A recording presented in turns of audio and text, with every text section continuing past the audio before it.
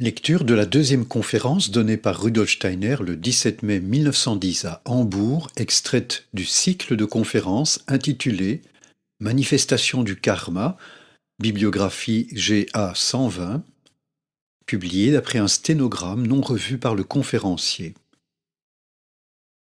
Cette conférence a été intitulée par les éditeurs Le karma et le règne animal. Quelques considérations préliminaires sont nécessaires avant d'aborder le karma humain proprement dit. Une question se pose tout d'abord. Quelle relation y a-t-il entre ce que nous appelons la vie des animaux, la destinée animale et le cours karmique de l'humanité? Les relations des êtres humains avec le règne animal sur la Terre varient selon les époques et d'un peuple à l'autre. Il n'est certes pas sans intérêt de constater que les peuples qui ont conservé la meilleure part de l'antique sagesse sacrée traitent les animaux avec infiniment de pitié et d'amour.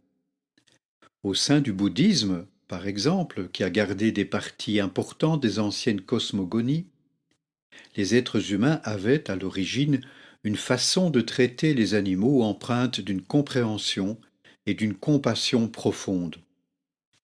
Nous trouvons là des sentiments à l'égard du monde animal qui restent incompréhensibles à d'innombrables Européens.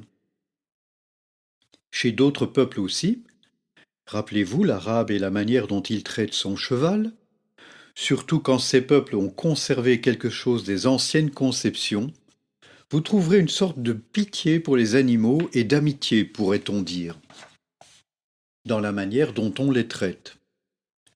Par contre, dans les régions où se prépare la future conception destinée à prendre pied dans les contrées occidentales, cette compassion envers le règne animal n'est guère comprise.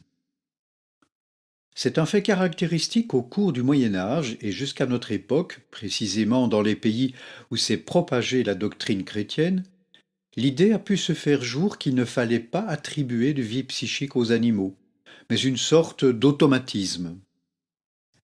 Cette théorie occidentale de l'automatisme des bêtes et de l'absence chez elles d'une véritable vie animique pourrait bien avoir filtré jusqu'au milieu populaire, qui ne connaissent aucune pitié pour les animaux et souvent même aucune borne à leur cruauté envers eux. La chose est même allée si loin qu'on a pu se méprendre sur la pensée d'un des plus grands philosophes des temps modernes, Descartes. Il va sans dire que les esprits véritablement éminents, qui représentent la culture occidentale, n'ont jamais proféré cette doctrine de l'automatisme animal. Descartes n'écrivit jamais pareille théorie, bien qu'on le prétende. Il n'attribue pas aux animaux, certes une nature animique capable de se développer jusqu'à trouver dans leur conscience individuelle une preuve de l'existence de Dieu. Il admet cependant qu'ils sont animés, imprégnés par ce qu'on appelle les esprits vitaux. Ceux-ci ne présentent pas une individualité aussi déterminée que celle du jeu humain, mais ils jouent cependant le rôle d'âme dans l'organisme animal. Il est bien caractéristique qu'on ait pu se méprendre aussi grossièrement sur Descartes, car cela nous prouve la tendance occidentale à n'attribuer aux animaux qu'un simple automatisme. La culture occidentale a ceci de particulier qu'elle a dû se constituer avec des éléments matérialistes. Et la puissante impulsion donnée à l'évolution humaine par le christianisme s'est d'abord exercée dans cet esprit occidental. Le matérialisme des temps modernes est une conséquence de ce fait. La doctrine la plus spirituelle elle-même, le christianisme, a commencé en Occident par une alliance avec la conception matérialiste. C'est la destinée des peuples occidentaux de devoir partir de cette base pour en dépasser ensuite les tendances en triomphant d'elles. Cette progression développe les grandes forces qui mèneront ces peuples au spiritualisme le plus élevé. C'est une conséquence de cette destinée, de ce karma, que les peuples occidentaux soient enclins à ne voir dans les animaux que des automates. Quand on ne sait pas bien pénétrer jusqu'à la vie spirituelle, Quand on doit s'en tenir au monde extérieur sensible, on est facilement porté vers une conception du monde animal qui n'accorde aux bêtes qu'une place des plus inférieures. Par contre, là où on a conservé certains éléments de l'ancienne conception spirituelle de la sagesse primordiale, une sorte de connaissance de ce qu'il y a de spirituel dans le règne animal a subsisté. Et malgré tous les défauts de compréhension, malgré toutes les erreurs qui se sont glissées dans la doctrine de ces peuples pour en ternir la pureté, ils n'ont pu oublier que des activités, des lois spirituelles se manifestent dans la vie et dans la formation des espèces animales.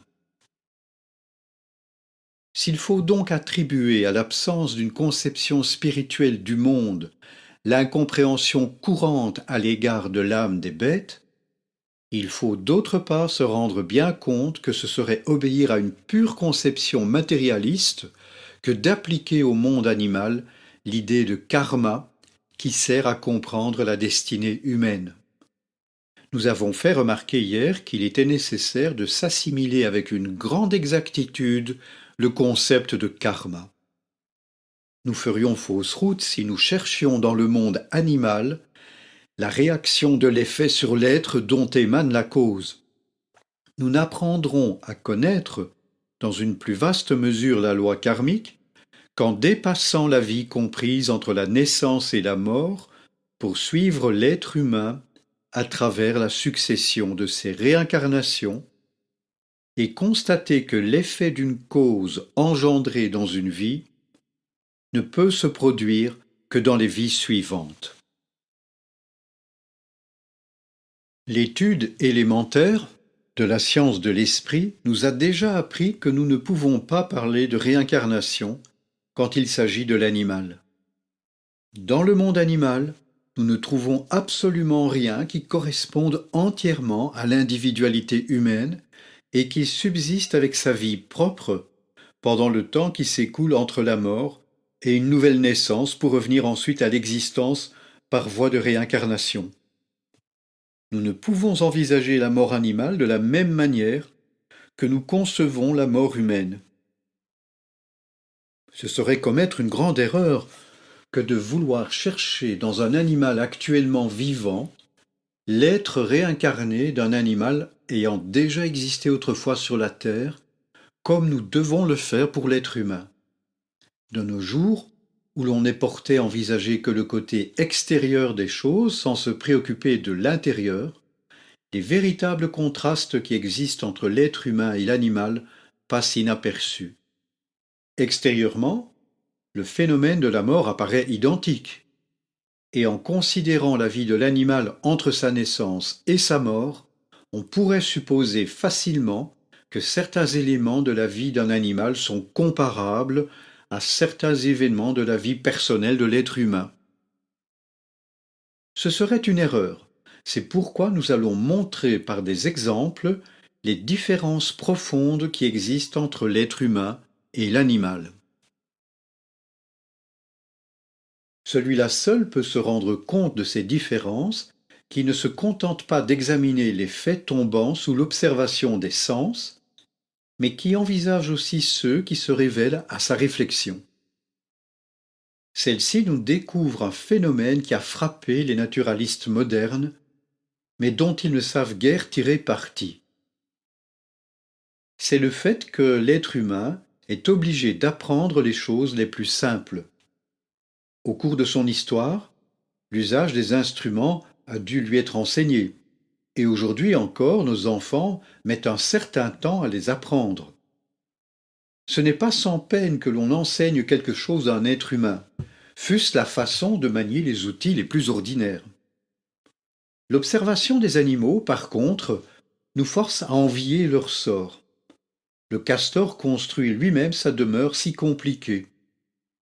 Il le fait selon une loi de sa nature qu'il apporte en naissant. Comme nous, en tant qu'êtres humains, nous apportons la faculté, l'art, entre guillemets, de changer de dents vers l'âge de 7 ans. Personne n'a besoin de nous apprendre cela. Si vous élargissez le cercle de vos observations sur le règne animal, vous trouverez que les bêtes apportent en naissant des dons d'adresse qui leur permettent de faire des choses que l'art humain, si merveilleux qu'il soit, est loin d'égaler. On peut se demander comment il se fait que l'être humain vienne au monde plus maladroit qu'une poule ou un castor et qu'ils doivent acquérir ce que ceux-ci apportent en naissant. C'est là une grande question. Et il est bien moins important d'acquérir des masses de connaissances que de savoir quelles sont les questions essentielles à poser. Cela nous conduirait trop loin d'étudier en détail les causes de ces phénomènes. Mais disons-en quelques mots. Si nous remontons le cours de l'évolution humaine jusqu'à un très lointain passé, nous trouvons que l'être humain a possédé comme un don inné les forces dont dispose le castor ou tout autre animal. L'être humain, à une époque primitive, n'a pas reçu pour toute aptitude la maladresse, tandis que l'habileté originelle aurait été conférée aux animaux. Lui aussi fut doté de ce principe et même dans une bien plus large mesure que l'animal. Car si les animaux apportent au monde de merveilleuses habiletés, celles-ci sont, en fait, limitées à une activité spéciale. L'être humain, en réalité, ne sait rien de naissance, il a tout à apprendre en ce qui concerne la vie extérieure. Mais en s'instruisant, il se montre bientôt plus capable que les animaux de développer en lui certaines aptitudes qu'il possède. À l'origine, il fut doté de nombreuses dispositions, et aujourd'hui, il ne les a plus. À l'origine, l'être humain et l'animal étaient en réalité doués des mêmes facultés. Et si nous remontions jusqu'à une ancienne évolution saturnienne, nous verrions qu'aucune différenciation n'existe encore entre l'évolution de l'être humain et celle des animaux. Toutes les aptitudes étaient communes aux deux. Qu'est-il donc arrivé depuis pour que l'animal apporte au monde toutes sortes de capacités instinctives, tandis que l'être humain est le grand maladroit de la vie universelle? Comment l'être humain s'y est-il pris pour n'avoir plus rien de ce qu'il possédait? L'a-t-il follement dissipé au cours de l'évolution, tandis que les bêtes, en ménagères économes, auraient tout gardé? On peut se le demander en envisageant l'état réel des choses. L'être humain n'a pas dissipé les aptitudes qui trouvent aujourd'hui leur emploi dans l'habileté extérieure de l'animal, mais il les a employées à autre chose. Les animaux les ont appliquées à des travaux extérieurs. Le castor et la guêpe construisent leur nid. L'être humain a concentré ses forces en lui-même et il en résulte ce que nous appelons l'organisme supérieur de l'être humain. Ne lui fallait-il pas des forces pour acquérir la station droite, le perfectionnement de son cerveau et en général de son organisme interne? Ces forces sont les mêmes que celles qui permettent au castor de construire sa demeure. L'être humain les a appliquées à la formation de son cerveau et de ses autres organes. C'est pourquoi il ne lui reste plus rien pour exécuter le même travail extérieur que l'animal.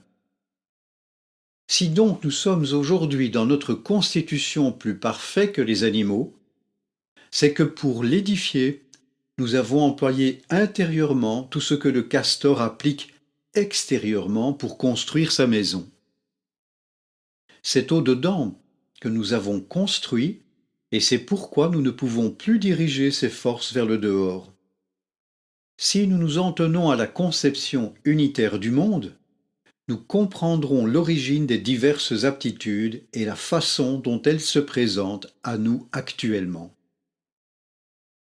Pourquoi l'être humain dut-il tourner vers son organisation intérieure les forces qui s'expriment en habileté extérieure chez les différentes familles et espèces d'animaux? Parce que c'est uniquement en acquérant un organisme intérieur qu'il a pu devenir le porteur du je qu'il possède aujourd'hui, de ce je qui progresse d'incarnation en incarnation. Un autre organisme ne l'aurait pas pu. La possibilité pour un individu je d'agir dans l'existence terrestre dépend absolument de la demeure qui lui est offerte. Il ne pourrait pas se manifester dans un organisme si celui-ci ne lui convenait pas. Tout devait tendre, par conséquent, à adapter l'organisme à cette individualité je. Et il fallait pour cela que des dispositions spéciales fussent prises. Nous savons que notre évolution terrestre fut précédée de l'évolution lunaire, précédée de l'évolution solaire, précédée à son tour de l'évolution saturnienne. À la fin de l'ancienne lune, l'être humain, au point de vue de sa vie extérieure, se trouvait à un degré de développement que l'on pourrait appeler celui de l'humanité animale. À ce moment, l'organisme humain n'aurait pu encore devenir le porteur de l'individu je. C'est à l'évolution terrestre qu'incombait la tâche de lui incorporer. Mais ce n'était possible qu'en réglant d'une façon toute particulière le cours de notre évolution terrestre. Quand s'acheva l'évolution de l'ancienne lune, tout se désagrégea pour ainsi dire dans le chaos. Après un certain temps de crépuscule cosmique, un nouvel univers ressurgit du chaos, celui de notre système solaire. Plus tard seulement, cette unité cosmique fut divisée. Tous les corps célestes se détachèrent de notre Terre proprement dite. Nous ne pouvons expliquer ici comment se détachèrent les planètes Mars, Jupiter, etc. Rappelons seulement qu'à un moment donné de la phase terrestre de l'évolution, notre Terre et notre Soleil se séparèrent. Cette séparation avait déjà eu lieu et le Soleil envoyait du dehors son action sur la Terre, que celle-ci était encore unie à la Lune actuelle, ainsi qu'aux substances et forces spirituelles aujourd'hui incorporées à la Lune. Souvent déjà nous nous sommes demandé ce qui serait arrivé si le Soleil n'avait pas quitté la Terre et passé dans son état actuel pour agir du dehors sur elle. Note de l'éditeur, voir les mystères de la Genèse, un livre de Rudolf Steiner. Fin de la note. Au commencement, quand la Terre était encore unie au Soleil, les conditions étaient toutes différentes et le système cosmique tout entier, y compris les ancêtres des organismes humains, ne faisait encore qu'une unité. Il est évidemment absurde de considérer les conditions actuelles et de dire quel non-sens débitent ces anthroposophes. Tous les êtres organisés n'eussent-ils pas été brûlés dans ce cas? Mais ces êtres étaient précisément organisés de manière à pouvoir vivre dans les conditions de cette époque. Si le Soleil était resté uni à la Terre, des forces toutes différentes, beaucoup plus violentes, seraient restées en elle. L'évolution eût été si rapide, si violente, que l'organisme humain n'aurait pu se développer comme il le fallait. Un mouvement plus lent et des forces plus denses devaient être accordées à la Terre. Il fallait pour cela que les forces violentes, véhémentes, la quittassent. L'affaiblissement des forces solaires est donc dû surtout au fait que grâce à leur éloignement, elles s'exercent dorénavant du dehors. Ce fait eut une autre conséquence. L'état de la Terre était maintenant trop dense et exerçait une action pétrifiante, desséchante sur toute vie. Si les choses en étaient restées là, l'être humain n'aurait toujours pas pu se développer, mais un processus particulier vint y remédier. Quelque temps après la sortie du Soleil, la Lune actuelle se détacha de la Terre, emportant les forces ralentissantes qui auraient fait de la vie une mort lente. La Terre resta ainsi entre le Soleil et la Lune, adoptant le milieu qui convenait exactement à l'organisme humain pour que celui-ci pût recevoir le je et être le porteur de l'individualité qui passe d'incarnation en incarnation. Il n'y avait que ce seul moyen de faire mûrir l'organisme humain au sein du cosmos. Détacher le Soleil d'abord et plus tard la Lune. Certaines personnes seraient peut-être tentées de dire « Si j'avais été Dieu, je m'y serais pris autrement. J'aurais dès le début fait une combinaison qui aurait permis à l'organisme humain de se développer comme il convenait. » Quelle nécessité y avait-il à ce que le Soleil puis la Lune quittassent la Terre?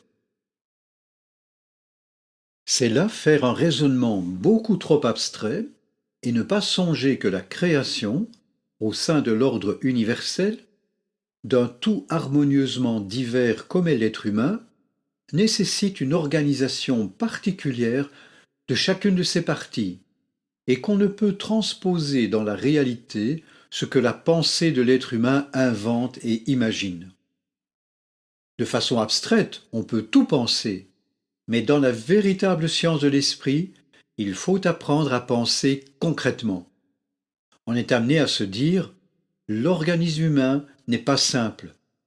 Il comprend un corps physique, un corps éthérique, un corps astral. » Il fallait qu'un certain équilibre s'établisse d'abord entre ces trois parties, de manière à ce qu'elles soient entre elles dans un rapport convenable.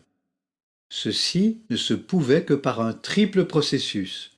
D'abord la formation d'un univers d'ensemble, d'une unité cosmique, Terre, Soleil et Lune étant réunis, puis le Soleil dut être séparé de la masse, car il fallait ralentir son action sur le corps éthérique, sinon celui-ci eût été un stimulant trop violent pour l'évolution.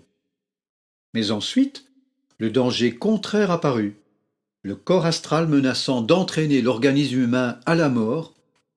L'expulsion de la Lune eut lieu. C'est parce que l'organisme de l'être humain est triple que ce triple processus se produisit. Nous voyons ainsi que l'être humain doit à un phénomène cosmique très complexe les facultés dont il dispose aujourd'hui. Mais nous savons aussi que tous les règnes de la nature ne peuvent suivre la marche générale de l'évolution. L'exposé que nous avons donné de ces faits au cours des dernières années nous a montré que dans chaque incarnation planétaire de notre Terre, certaines entités restent en arrière de l'évolution générale. Ensuite, quand l'évolution avance, elles vivent dans des conditions qui ne correspondent plus tout à fait à cette évolution. Mais au fond, toute évolution n'acquiert un réel élan que grâce au retard de ces entités. Ne savons-nous pas en effet que certains êtres sont restés en arrière pendant l'évolution lunaire, les entités lucifériennes, et qu'elles sont cause de beaucoup de mal, mais que nous leur devons aussi ce qui seul a rendu possible l'individualité humaine, la liberté, le libre épanouissement de notre être intérieur. Dans un certain sens, le retard des entités lucifériennes fut un sacrifice. Elles restèrent en arrière pour pouvoir, pendant l'état terrestre, exercer certaines activités particulières et inoculer à l'être humain les passions qui sont liées à sa dignité humaine et à son libre arbitre. Nous devons donc nous habituer à des conceptions très différentes des conceptions ordinaires. Une mentalité courante pourrait peut-être s'imaginer que les esprits lucifériens ne purent faire autrement que rester en arrière, et on ne leur pardonnerait pas leur négligence. Mais il n'y a pas eu de négligence de leur part. Leur retard, sous certains rapports, fut un sacrifice dans le but d'acquérir les moyens nécessaires pour agir sur notre humanité terrestre. Nous avons dit hier qu'il y eut non seulement des entités, mais aussi des substances qui restèrent en arrière. Celles-ci sont soumises jusqu'à présent à des lois qui convenaient à des états planétaires antérieurs et qu'elles ont transportées dans la suite de l'évolution. C'est ainsi que se croisent et s'enchevêtrent des phases d'évolutions anciennes et nouvelles. Cela seul permet la multiplicité de la vie et offre les degrés d'existence les plus divers. Le règne animal n'aurait jamais pu se développer à côté du règne humain si, à la fin de la période saturnienne, certains êtres ne s'étaient pas arrêtés dans leur évolution pour constituer sur l'ancien soleil un second règne, à côté des êtres humains qui s'étaient déjà élevés à un degré supérieur. Ce retard fut absolument nécessaire pour constituer la base à venir. Pourquoi des entités et des substances ont-elles dû ainsi rester en arrière? Je voudrais répondre par une comparaison. L'évolution humaine devait progresser par degrés. Il fallait pour cela que l'être humain s'affine progressivement. Il serait resté sur place s'il s'était servi des mêmes forces que pendant l'évolution saturnienne. Il fallait que ces forces soient travaillées. Prenons comme comparaison un verre d'eau dans lequel une matière quelconque se trouve dissoute. Le liquide tout entier présentera la même coloration, la même densité, etc. Il sera pareil du haut en bas. Supposons maintenant que les parties les plus grossières se déposent au fond. L'eau se purifie et les substances les plus fines surnagent. L'eau n'a donc pu se purifier qu'en éliminant les éléments les plus grossiers. C'est ainsi qu'à la fin de l'évolution saturnienne, un dépôt se forma. L'humanité se débarrassa de certains éléments pour ne garder que les parties subtiles. Les parties qui se déposèrent ont formé plus tard le règne animal. Grâce à ce dépôt, les autres êtres purent s'affiner et s'élever d'un degré. Et à chaque degré, des êtres durent être éliminés afin que l'être humain puisse s'élever toujours davantage. Notre humanité n'a donc pu se former qu'en se délivrant des êtres qui vivent autour de nous dans les règnes inférieurs. Jadis, ces êtres ont fait partie de notre courant d'évolution. Ils ont été unis à nous comme les matières plus denses en suspension dans l'eau. Nous les avons laissés s'enfoncer et former une base sur laquelle nous nous élevons. Abaissons le regard vers les trois règnes inférieurs de la nature qui vivent auprès de nous et décisons-nous bien que voici le sol sur lequel nous avons pu croître. Ces êtres se sont abaissés pour nous permettre de nous élever. Par là, nous comprenons mieux les règnes de la nature. L'étude de l'évolution terrestre nous éclairera encore davantage sur les détails de ce processus. Rappelons-nous que tout se tient dans notre évolution terrestre. La séparation du Soleil et celle de la Lune ont eu lieu en réalité pour le bien de l'organisme humain, dans le but de lui permettre d'atteindre, au cours de l'évolution terrestre, le degré de développement correspondant à l'individualité. Ces séparations furent nécessaires pour purifier l'organisme humain. Mais si elles eurent lieu au sein de l'univers à cause de l'être humain, elles ne furent pas sans exercer une influence sur les trois autres règnes de la nature, et en particulier sur le règne animal, qui nous est le plus voisin. Voici ce que nous révèle l'investigation spirituelle au sujet de cette influence. L'être humain avait atteint un certain degré d'évolution lorsque le Soleil se sépara. Or, s'il avait dû rester au degré qu'il occupait quand la Lune était encore unie à la Terre, son organisme actuel n'aurait pas pu se former. Il aurait succombé à une sorte d'appauvrissement, de dessèchement.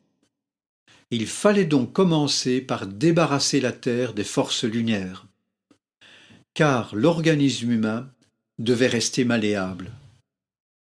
Il aurait pu, en effet, s'être déjà durci à tel point que l'expulsion de la Lune ne puisse plus y remédier. Que se produisit-il donc jusqu'au moment de la séparation de la Lune? L'organisme humain devenait de plus en plus dense. L'être humain, il est vrai, n'a jamais ressemblé à du bois. Ce serait s'en faire une idée trop grossière. L'organisme était malgré tout plus subtil qu'il ne l'est aujourd'hui. Mais pour ce temps, pour cette période comprise entre la sortie du Soleil et celle de la Lune, la partie spirituelle qui, en un certain sens, vivait déjà alternativement dans le corps ou en dehors de lui, trouver ce corps physique lorsqu'elle cherchait à le réintégrer, densifié au point qu'il ne lui était plus possible d'y rentrer et d'en faire sa demeure. Voilà pourquoi la partie spirituelle et animique d'un grand nombre d'ancêtres humains abandonna complètement la Terre et chercha pendant un certain temps refuge sur d'autres planètes de notre système. Le durcissement survenu à l'époque qui suivit la séparation du Soleil avait rendu les corps physiques inutilisables. Seule une très petite partie des corps physiques put encore être employée et se maintenir à travers cette période. Je vous ai déjà décrit cette migration de la plupart des âmes humaines vers l'espace céleste, et je vous ai montré comment le courant terrien de l'évolution fut cependant maintenu par quelques âmes humaines, celles qui étaient les plus robustes, capables de lutter et de vaincre. Ces âmes robustes sauvèrent l'évolution à travers cette période critique. Note de l'éditeur: voir l'Évangile de Saint Jean dans ses rapports avec les trois autres évangiles, 4e et 5e conférence, ainsi que l'Évangile de Saint Luc, 4e conférence, et les mystères de la Genèse, 10e conférence. Fin de la note de l'éditeur. Ce que nous appelons le je, l'individualité humaine, n'intervient pas encore réellement dans tout ce processus. L'âme gardait encore son caractère d'âme de l'espèce. Quand les âmes humaines émigrèrent, elles se réfugièrent dans les âmes groupes. Note de l'éditeur au sujet des 4 âmes groupes, voir le cycle sur l'Apocalypse. Fin de la note. La Lune s'étant détachée, l'affinement de l'organisme redevint possible.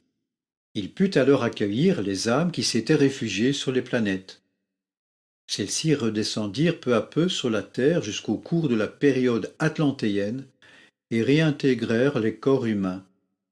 Certains organismes, pourtant, s'étaient perpétués à travers la période critique. Mais ils ne furent pas aptes à devenir porteurs d'âme humaine, car ils étaient trop grossiers. Ils subsistèrent à côté de ceux qui étaient susceptibles d'un affinement ultérieur. Ils donnèrent souche à des organismes plus grossiers. C'est ce qui fait qu'à côté de ceux qui devinrent porteurs d'individualités humaines, il se maintint d'autres organismes qui ne purent pas le devenir. Ils provenaient des organismes abandonnés par les âmes humaines à l'époque où le Soleil avait déjà quitté la Terre et où la Lune lui était encore attachée. Nous voyons donc se former en fait, à côté de l'être humain, un règne qui, ayant conservé les caractéristiques lunaires, est devenu incapable d'être porteur d'un je. Ce sont les ancêtres des organismes animaux actuels. Il pourrait paraître étrange que les animaux, bien que doués d'organismes plus grossiers que les nôtres, fussent cependant en possession de facultés qui s'exercent avec une certaine sagesse dans le monde, comme par exemple dans le cas du castor. Mais il n'y a là rien d'étonnant pourvu qu'on ne croie pas les choses trop simples. Précisément, les organismes des êtres qui ne furent pas occupés par des âmes humaines travaillèrent à se créer une constitution animale extérieure, une certaine structure nerveuse, etc., qui leur permit de s'adapter complètement aux lois de l'existence terrestre. Car les êtres qui ne furent pas capables de recevoir une âme humaine étaient restés tout le temps unis à la Terre. Les autres organismes qui devaient accueillir les âmes humaines, le je, étaient aussi sur la Terre, mais étant destinés à se transformer par suite du départ de la Lune, ils perdirent ce qu'ils avaient précédemment acquis. Donc, lorsque la Lune se sépara de la Terre, celle-ci était habitée par certains organismes perpétués en ligne continue, tels qu'ils avaient été formés jadis sous l'influence de la Lune, encore unis à la Terre. Ces organismes restèrent grossiers. Ils gardèrent leurs lois et furent à tel point solidifiés que la sortie de la Lune n'eut aucune influence sur eux. Ils se perpétuèrent simplement sans abandonner leur caractère fixe et rigide. Les autres organismes, qui devaient devenir porteurs d'individualités humaines, ne purent pas se perpétuer tels quels. Ils se transformèrent de façon à permettre l'intervention d'âmes qui s'étaient entre-temps complètement séparées de la Terre. Après avoir vécu dans de toute autre région, elles purent maintenant se réunir à eux. Telle est la différence entre les êtres qui conservèrent l'ancienne rigidité lunaire et ceux qui se transformèrent. En quoi donc s'est exprimée cette différence?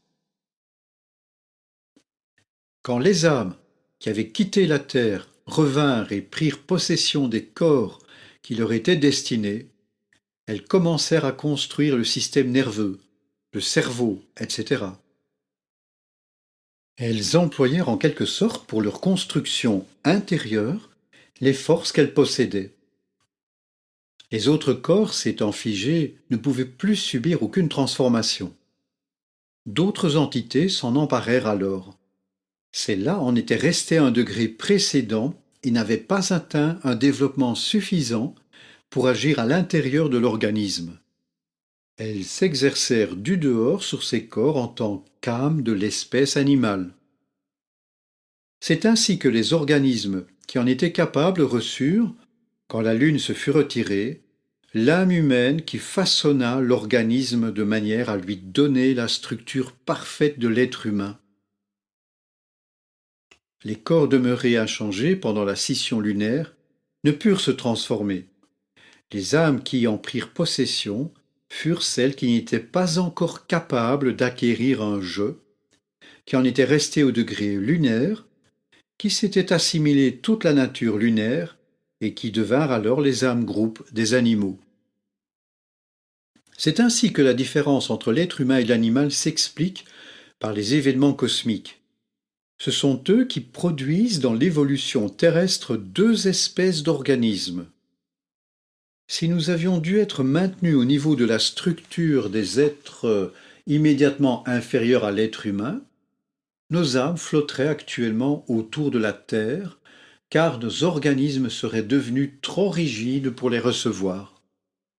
Elles ne pourraient pas descendre, et bien qu'étant devenus des êtres plus parfaits, nous en serions là où sont les organismes des âmes groupes des animaux. Mais nos organismes ayant pu s'affiner, nous nous sommes incarnés dans cette chair terrestre. Les âmes des espèces animales n'en éprouvent pas le besoin. Elles agissent dans les bêtes du haut des plans supérieurs. Les animaux sont aujourd'hui l'image de ce que nous serions si notre organisme n'avait pas été alors travaillé par notre âme. Comment les animaux, qui nous sont inférieurs et dont l'organisme était dur et rigide, sont-ils descendus sur la terre? C'est à nous qu'ils le doivent. Ils sont les descendants de ces corps que nous avons refusé de réintégrer après la sortie de la Lune.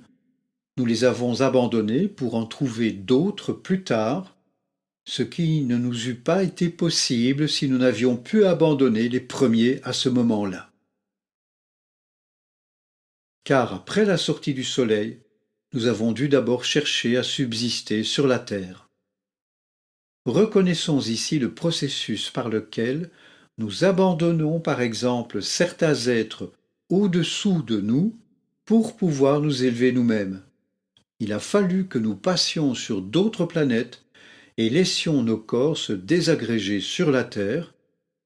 Sous certains rapports, nous devons ce que nous sommes à ceux que nous avons abandonnés sur Terre. D'où est donc venue la possibilité d'abandonner la Terre pendant la période critique? Car un être ne peut pas ainsi s'en aller tout simplement où il veut. C'est ici que se manifeste pour la première fois dans l'évolution terrestre l'action des entités lucifériennes à notre égard. Elles furent nos guides à cette époque. Durant la période critique, elles nous arrachèrent à l'évolution terrestre. C'est comme si elles nous avaient dit « Une époque critique menace la Terre, abandonnez-la ». elles firent pénétrer dans nos corps astraux, de ce temps-là, le principe luciférien, l'attachement à tout ce que nous appelons en nous la possibilité du mal, mais en même temps la possibilité de la liberté. Si elles n'avaient pas alors enlevé nos âmes à la terre, nous serions toujours restés enchaînés à la forme que nous nous étions créés alors, et actuellement nous pourrions tout au plus flotter au-dessus d'elles sans jamais y pénétrer. Les entités lucifériennes nous entraînèrent et lièrent leur propre entité à la nôtre. Si nous saisissons ce fait, nous comprendrons aussi comment nous avons pris en nous, en partant, les influences lucifériennes. Les organismes physiques qui restèrent sur Terre ne subirent pas l'influence luciférienne. Ils partagèrent nos destinées terrestres, mais ne purent partager nos destinées célestes. Quand nous retournâmes sur la Terre, nous étions marqués de l'empreinte luciférienne que n'avaient pas ces êtres. Et c'est ainsi que la vie dans le corps physique nous devint possible sans cependant que nous en dépendions. En sorte que nous pûmes devenir de plus en plus indépendants à l'égard du corps physique.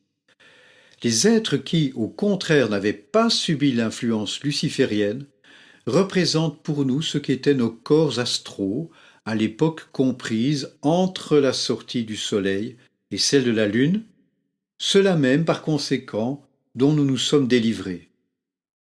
Disons donc, tout ce que les animaux présentent de cruauté, de voracité, d'autres vices de bestialité à côté de l'habileté dont ils sont doués, nous en serions doués nous-mêmes si le moyen de nous en débarrasser ne nous avait pas été donné.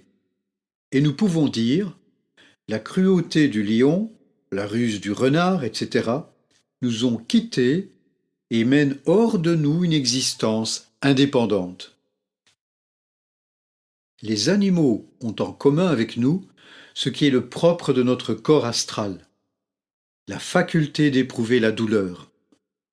Mais par suite des événements que nous venons de raconter, ils n'ont pu acquérir la faculté de s'élever par la douleur en triomphant d'elle, car ils n'ont pas d'individualité.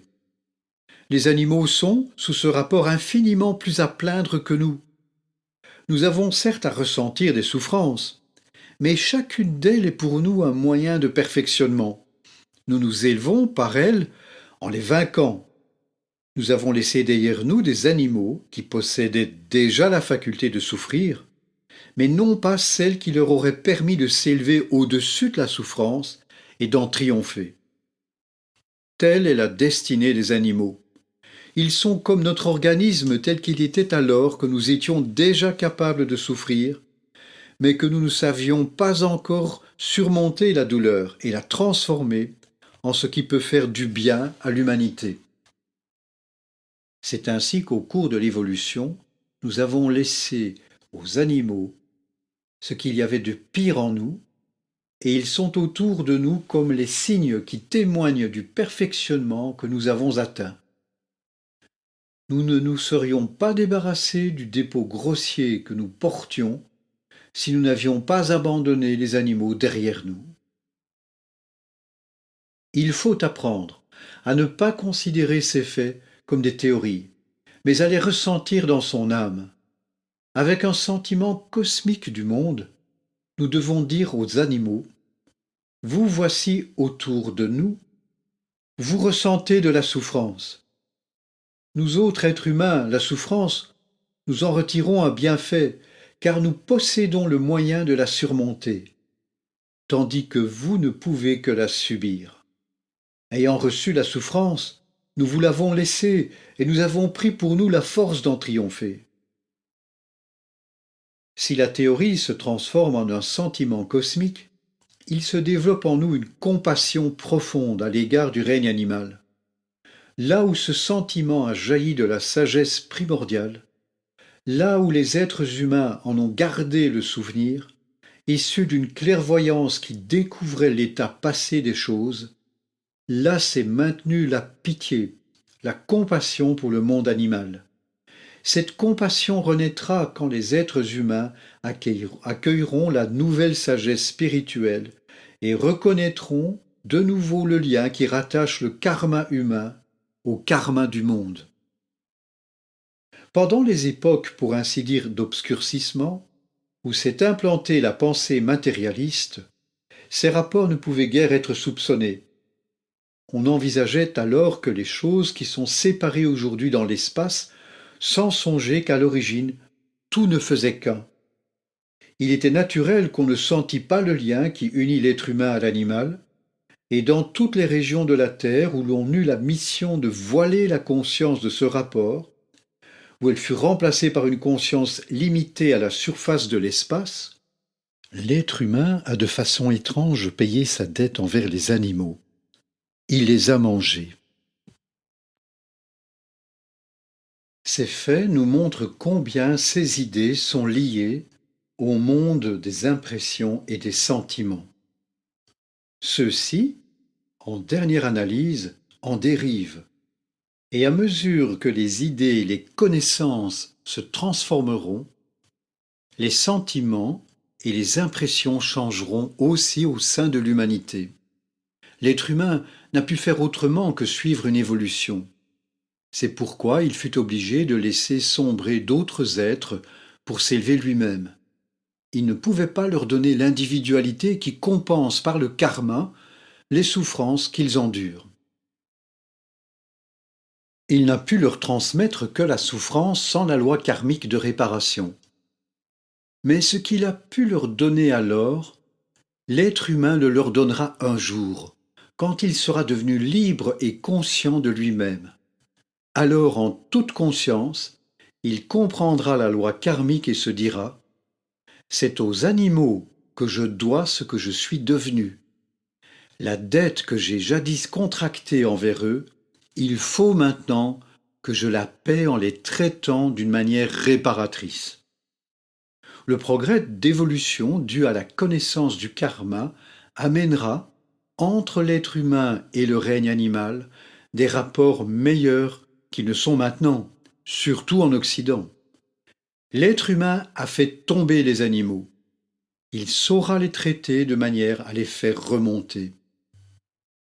Il existe donc ainsi un certain rapport entre le karma et le règne animal, sans toutefois qu'on puisse comparer la destinée de l'animal au karma humain.